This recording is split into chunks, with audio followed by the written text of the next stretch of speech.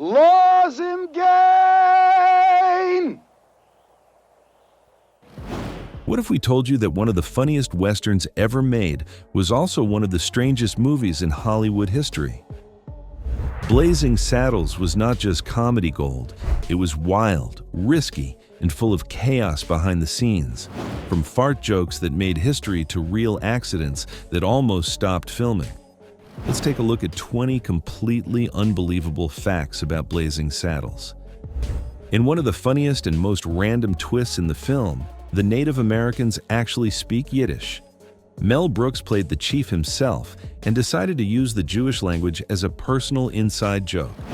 The entire crew cracked up while shooting it, and somehow Brooks convinced the studio to keep it in. It made absolutely no sense in the story, but that is exactly what made it so iconic. If you think that is strange, just wait for the next one.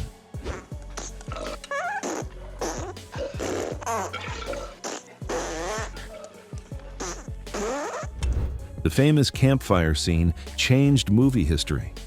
It was the first time a Hollywood film had real fart sounds. Brooks wanted it to feel like real cowboy life after eating beans, so the sound team recorded multiple takes until it was perfect. The audience was shocked, but the laughter was uncontrollable. It was ridiculous, childish, and completely unforgettable. But the fart jokes did not stop there. Governor Le Pedoman sounds fancy, but it is actually a fart joke. Is anybody got a dime? Somebody's got to go back and get a shitload of dime. The name comes from a French performer known for his musical flatulence act in the 1800s. His stage name literally meant the fart maniac. Mel Brooks loved that and used it as a hidden gag. Every time the name appears, it is another not-so-secret joke. And that was just one of many secret meanings in the movie. From Hedley Lamar, who mocks the real actress Hedy Lamarr, to Lily von Stupp, a Yiddish phrase that means something too adult to say on TV, every name had a double meaning. Even the random background characters had silly or dirty wordplay built in. Brooks wanted the script to feel like one big inside joke. But one actor earned their role in a way no one could forget. When Madeline Kahn auditioned for the role of Lily von Stupp, she didn't just read lines. She walked in, grabbed a chair, lifted her skirt, and sat on it like a classic old Hollywood diva. The room went silent, then exploded with laughter. That wild confidence instantly won her the part. Brooks said she embodied the character before he even yelled action. But the casting surprises did not end there. They always hound me with one weak word. Brooks originally wanted the legendary comedian Richard Pryor to play Sheriff Bart. Pryor even helped write parts of the script, but the studio refused to insure him because of his personal issues at the time. So Brooks cast Cleveland Little instead, and he nailed it. But the next casting story was pure chaos from day one. Welcome, Sonny. Make yourself at home.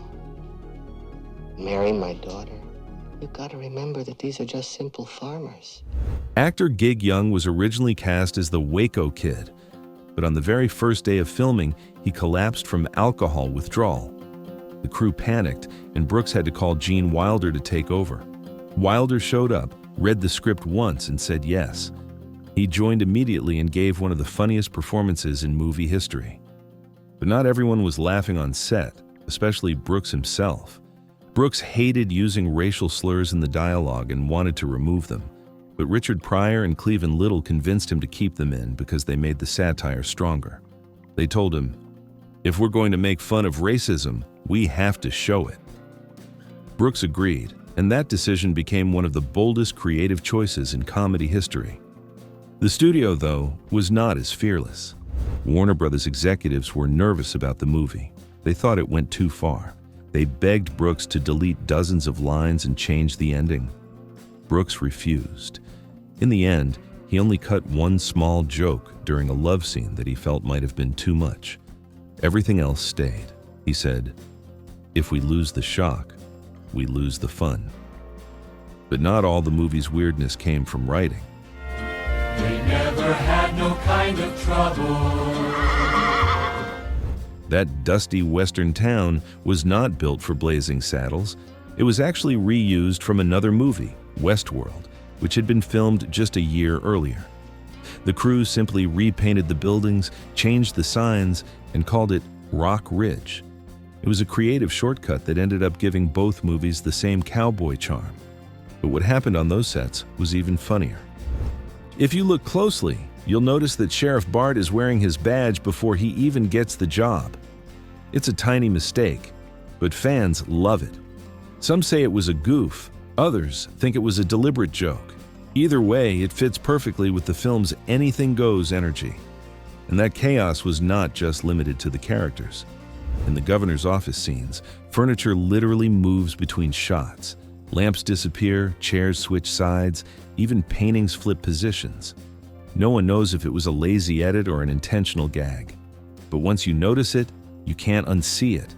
The chaos continued in the movie's most outrageous finale.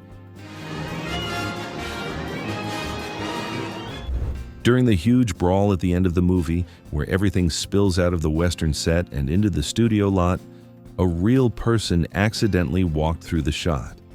He wasn't an extra. He just wandered in by mistake. Brooks noticed it during editing and decided to keep it in. It made the scene even funnier. And that wasn't the only thing that changed at the last minute. Obviously making love, and she says, Tell me, Schatzi, is it true what they say about the way you people are gifted? Oh, it's true. It's true. and then you hear Cleavon Little say, I hate to disappoint you, ma'am, but you're sucking on my arm. In the romantic scene between Lily and Bart, there was originally a very bold joke. Bart was supposed to say, "You're sucking my arm." Brooks removed it just before the film hit theaters because he thought it might be too much for the time. Looking back, it probably would have become one of the movie's most quoted lines. But Brooks was saving his surprises for something even crazier. For the movie's big premiere, guests were told to arrive and watch the film on horses. About 250 people showed up, sitting on saddles at a drive-in theater. It was the most Mel Brooks idea ever. No fancy red carpet, just laughter and chaos under the stars. But before it became a hit, the first test screening almost destroyed everything. When Brooks showed the movie to studio executives, no one laughed. They sat in silence. The studio was ready to cancel the release. But Brooks organized a second screening for the Warner Brothers staff, janitors, clerks, and everyday employees, and they laughed non-stop. Their reactions saved the movie. Sometimes regular people get the joke before Hollywood does. But not everyone found it funny on day one.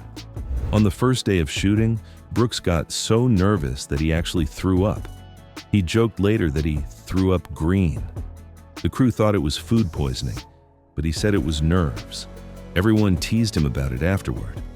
It might sound bad, but that nervous energy is what made the movie so wild. And one man in the cast was just as clueless about what he was getting into. Frankie Lane, who sang the movie's dramatic theme song, had no idea Blazing Saddles was a comedy. Brooks didn't tell him because he wanted the performance to sound serious. Lane sang his heart out, thinking it was a real cowboy epic. That unintentional sincerity made the opening song even funnier. But the ending of the movie went even further into total madness. In the final act, the characters actually break through the studio wall, crash into other movie sets, and even walk into a theater playing Blazing Saddles. They sit down and watch themselves on the big screen. It was one of the most creative and chaotic endings ever filmed. And it was all part of Mel Brooks's master plan to make a movie that broke every rule. Nothing in Blazing Saddles was random. Every fart, every mistake, every moment of madness was intentional. Brooks wanted to make a movie that made fun of every Hollywood tradition.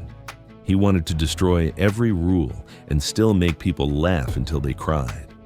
That chaos is exactly why Blazing Saddles became a classic. If you liked this video and it brought back memories, you will like this video as well.